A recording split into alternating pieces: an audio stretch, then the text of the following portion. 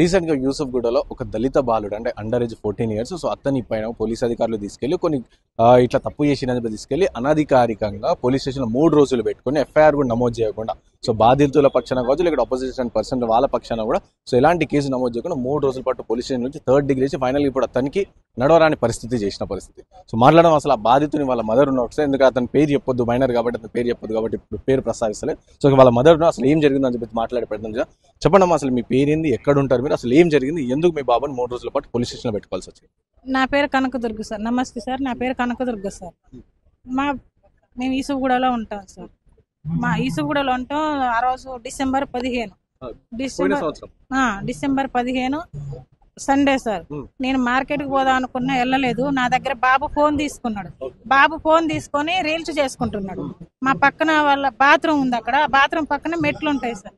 అక్కడ నించొని రీల్స్ చేసుకుంటుంటే నెట్ రావట్లేదు అని చెప్పేసి వైఫై కోసం బాబు ఫోన్ పైకెత్తగానే అందులో రేమన్ అనే అతను ఉన్నాడు, ఒక వ్యక్తి. ఆయన తల తుడుచుకునేది 5 సెకండ్లు వీడియో వచ్చింది. మా పక్కన ఆయన మా రూమ్ పక్కన ఉంటాడు. అయితే ఆయన తల తుడుచుకునేది 5 సెకండ్లు వీడియో వచ్చింది. 5 సెకండ్లు వీడియో వస్తే ఏం చేసిండు, అప్పటికే ఫోన్ పైకి లేకపోయినా అది వస్తూనే ఉంది. ఆయన కేకేసిండంట.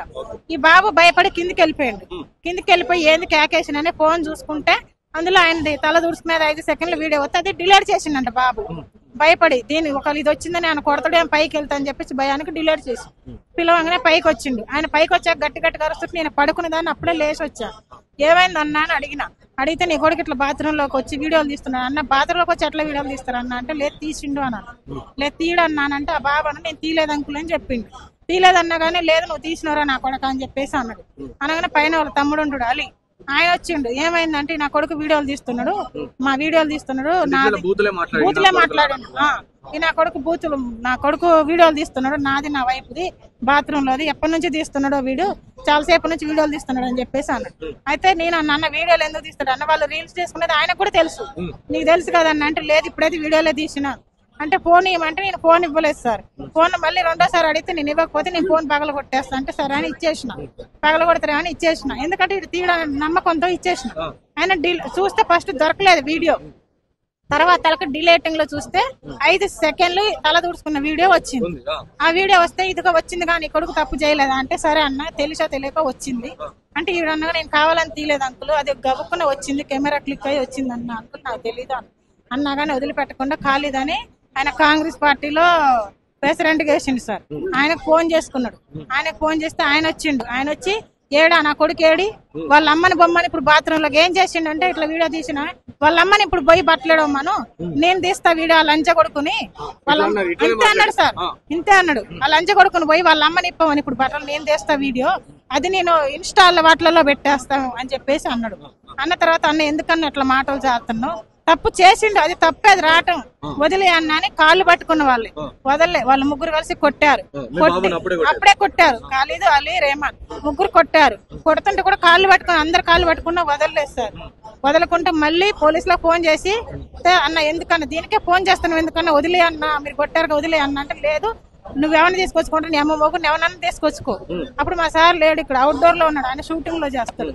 అయితే ఆయన లేడు, నీ అమ్మ మొగ్గుని ఎవరన్నా తీసుకొచ్చుకో, నా తరపున అనిల్ కుమార్ యాదవ్ వస్తాడు, నవీన్ యాదవ్ వస్తాడు, యజారుద్దీన్ సార్ వస్తాడు, నాకు అందరు వస్తారు, నేను ఎవరినైనా తీసుకురాగలుగుతా, నువ్వు ఎవడన్నా తీసుకొచ్చుకో, నీ కొడుకు బయటకు వచ్చే ఛాన్సే లేదు, సిఐ కూడా నా ఫ్రెండే, ఈయన కొడుకును పంపివని అన్నాడు.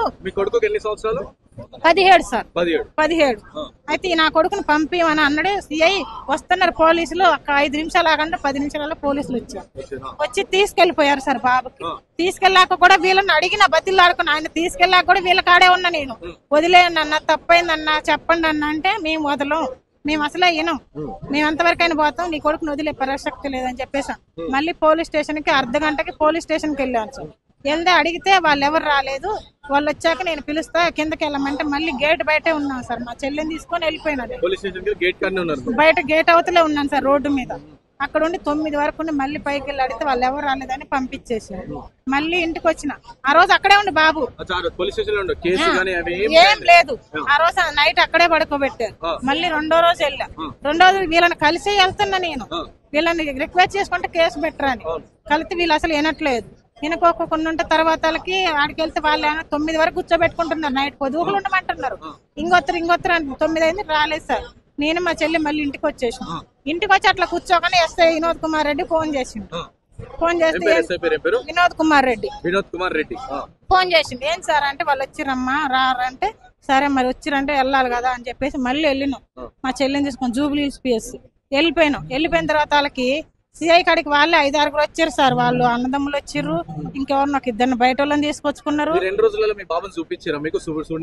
చూడనిచ్చారు కానీ ఇద్దరు కలవనీయలేదు. మంచిగానే ఉంది సార్. అప్పటికే కొట్టేశారు అంట కానీ ఇంకా అక్కడ కూర్చొని ఉన్నాడు సార్ బాబు, మామూలు కూడా కూర్చొని ఉన్నాడు. అయితే తర్వాతకి ఇట్లా చూస్తున్నాం కానీ మాట్లాడుకోవట్లేదు మేమిద్దరం. తర్వాత వాళ్ళు ఏం చేశారు, నన్ను పక్కకు ఉండమని చెప్పేసి వాళ్ళు సిఐ కాడికి పోవటం, వాళ్ళు మాట్లాడుకుంటున్నారు. సిఐ కాడికి వస్తున్నారు మాట్లాడుకుంటున్నారు. అక్కడ కూడా రేమని బెదిరించిండు నా కొడుకుని. ఏమనంటే మా దీక్ష ఒప్పుకో అని చెప్పేసి అంటే ఈయన ఒప్పుకొని బెదిరిస్తుండు. అయితే వీడే అన్నాడు, మా బాబు ఏం చెప్పిండంటే నేను తీయలేదు అంకుల్ అని చెప్పిండు. లేదు నువ్వు తీసిన ఒప్పుకుంటే ఎఫ్ఐఆర్ చేయనంటే నేను తీయలేదు, నేను ఒప్పుకోను అని చెప్పేసి బాబు అన్నాడు. సరే నా కొడక ఇప్పుడు నేను వదిలిపెట్టాను అని చెప్పేసి వాళ్ళు సిఐ కాడికి పోయారు. నన్ను కిందికి వెళ్ళమన్నారు. నేను కిందికి వెళ్ళిపోయినాక వాళ్ళు ఆడోళ్ళు అని చెప్పేసి రాశారు సార్, కంప్లైంట్ చేసిరు, ఎఫ్ఐఆర్ చేసిరు. ఏది 2వ రోజు చేసిరు. తర్వాతకి వాళ్ళు వెళ్ళిపోయేటప్పుడు నన్ను కింద అంటే నేను సార్ రమ్మన్నాడు. నేను పైకి వెళ్ళిపోయాను. పైకి వెళ్ళిన తర్వాత వాళ్ళకి ఏం సార్ అని వినోద్ కుమార్ సార్ దగ్గరికి వెళ్తే ఎఫ్ఐఆర్ అయిపోయిందమ్మా. ఏమని రాసిరు సార్ అంటే ఆడోళ్ళదని రాసిరా అంటే అయిపోయింది. అవునాను. ఆడోళ్ళ మీ దగ్గర ప్రూఫ్ దొరికిందా అని అడిగి లేదన్నారు. ఏది ఉందంటే మగోళ్ళదే ఉందని చెప్పింది. తల దూడుచుకుంది చెప్పింది సార్. మగోళ్ళది ఉన్నప్పుడు ఆడోళ్ళది ఎట్లా రాస్తారు సార్ అంటే అయిపోయిందమ్మా, ఏం లేదు చిన్నదే 5 అన్నారు. మరి బాబుని తీసుకెళ్ళాలి కదా, 2 రోజుల నుంచి ఇక్కడే ఉంటుండంటే మళ్ళీ అప్పుడే అన్నాడు, నువ్వు బాబుని తీసుకెళ్తే వాళ్ళు నరుకుతారు, చంపుతారు, వాళ్ళంత కోపంలో ఉన్నారు అని చెప్పేసి అన్నాడు. అంటే మరి నరుకుతారు చంపుతారు, ఈ వీడియోకే చంపుతారు అంటున్నా. మరి నేనేం చేయాలి సార్, మా సార్ కూడా లేడు, మరి నేనేం చేయాలి ఇప్పుడు అంటే బాబుని ఇక్కడే వదిలేసి వెళ్ళమన్నాడు సార్. మళ్ళీ 2వ రోజు కూడా అక్కడే వదిలేసిన. 2 నైట్లు అక్కడే ఉన్నాడు. మళ్ళీ 3వ రోజు వెళ్ళిన తర్వాతకి పొద్దుగూకులు ఉంచి రాత్రి 11 తర్వాత బాబుకి ఇచ్చి పంపించింది సార్. 3 రోజులు అక్కడే ఉన్నాడు కదా, రాత్రికే వచ్చిండు. అసలు 17 సంవత్సరాల పిల్లోని 3 రోజులు పెట్టుకునే హక్కు ఉందా సార్? 3 రోజులు ఉంచుకున్నారు, కొట్టిర్రు. ఇప్పుడు అడిగితే మేము కొట్టలేదు అంటున్నారు. కొట్టినప్పుడు నా ఇంటికి రావాల్సిన అవసరం లేదు ఎస్ఐకి. ఎస్ఐ వచ్చిండు. అప్పుడు మా దగ్గర క్యాసెట్ ఉంది సార్, హాస్పిటల్ క్యాసెట్ ఉంది. ఈ స్కానింగ్ లోనే అంటే డాక్టర్లు ఇస్తారు, మళ్ళీ తీసుకురమ్మని. క్యాసెట్ తీసుకొని వస్తే ఆ క్యాసెట్ అన్ని పేపర్స్ ఫోటో తీసుకొని వెళ్ళిపోయింది. ఫోటోలు తీసుకొని ఏమైందని అంటే మీరు కొట్టారు కదా సార్ అంటే నేను కొట్టానని బాబుని అడిగిండు. అయితే నువ్వు కొట్టలేదు సార్ అని చెప్పిండు. మరి ఎవరు కొట్టారంటే కానిస్టేబుల్ వాకిటాకు పట్టుకొని వచ్చిండు, నన్ను కొట్టిండు అంటే దేంతో కొట్టిండు, లాఠీతో కొట్టిండు అని చెప్పిండు బాబు. చెప్పిన తర్వాత వాళ్ళకి మరి మా నాన్న రిక్షా తోలుతాడు, మా అన్నయ్యలు ఆటో తోలుతారు, నేను ఒక్కనే నన్ను ఈ చదువు చదివి జాబ్ వచ్చింది నాకు, నేనేదో ట్రీట్మెంట్ కి కొంచెం ఏదైనా సహాయం చేస్తా. సరే పోలీస్ ఎస్ఐ చెప్పిండు, వినోద్ కుమార్ రెడ్డి ఆయన చెప్పిండు చేస్తున్నాడు. అయితే నేను అనగా సరే సార్ ట్రీట్మెంట్ నా కొడుకు అయితే ఫస్ట్ అయితే మంచిగా ఉండాలి, నా కొడుకు ట్రీట్మెంట్ కావాలని చెప్పేసి తర్వాత మా కానిస్టేబుల్ పంపిస్తా అన్నాడు. వెళ్ళిపోయిండు. రాత్రి 10 గంటలకు ఫోన్ చేసిండు. ఆ పొద్దుగూకులు మా సార్కి ఫోన్ చేస్తుంటే ఆయన ఫోన్ తీయట్లేదు. మళ్ళీ 10 గంటలకు ఫోన్ చేసిండు నాకు.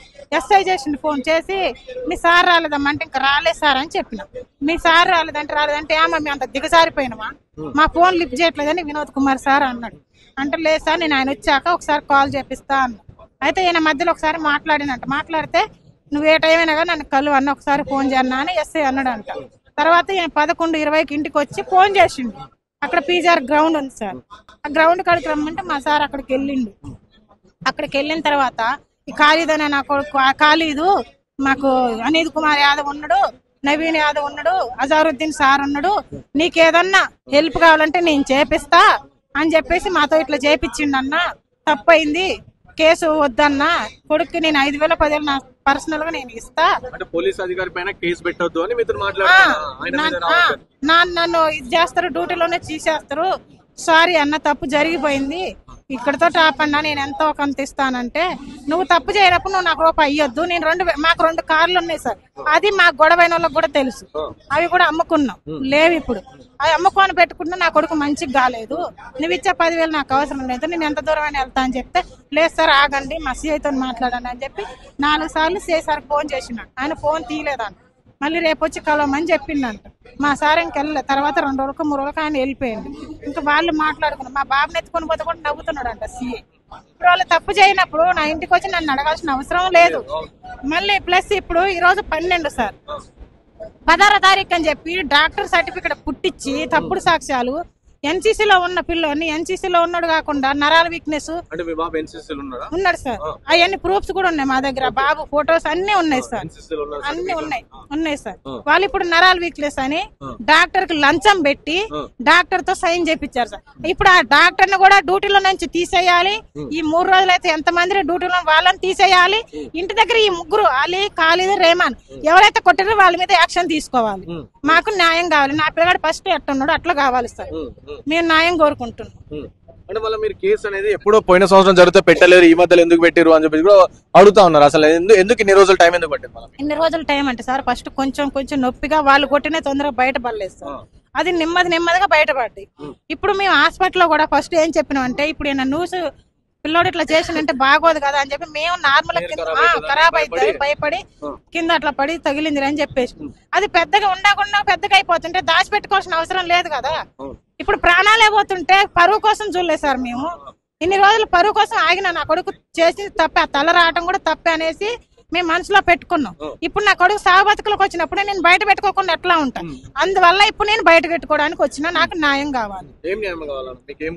ఆ 3 రోజులు పెట్టుకున్న అధికారం వాళ్ళకి లేదు. 3 రోజులు పెట్టినందుకు మైనర్ కాబట్టి 3 రోజులు పెట్టినందుకు వాళ్ళందరినీ డ్యూటీలో తీసేయాలి. ఆ డ్యూటీలో 3 రోజులు ఎంతమంది వాళ్ళని తీసేయాలి. ఈ ఇంటి దగ్గర ముగ్గురు ఖాళీద్, అలీ, రేమాన్ వీళ్ళు ముగ్గురు కొట్టినందుకు వీళ్ళ మీద యాక్షన్ తీసుకోవాలి. నా కొడుకు ఫస్ట్ ఎట్లా ఉన్నాడో అట్లా నాకు అప్పచెప్పాలి. అది నాకు న్యాయం కావాలి. దీనికోసం నేను ఎంత దూరమైనా పోరాడతాను సార్.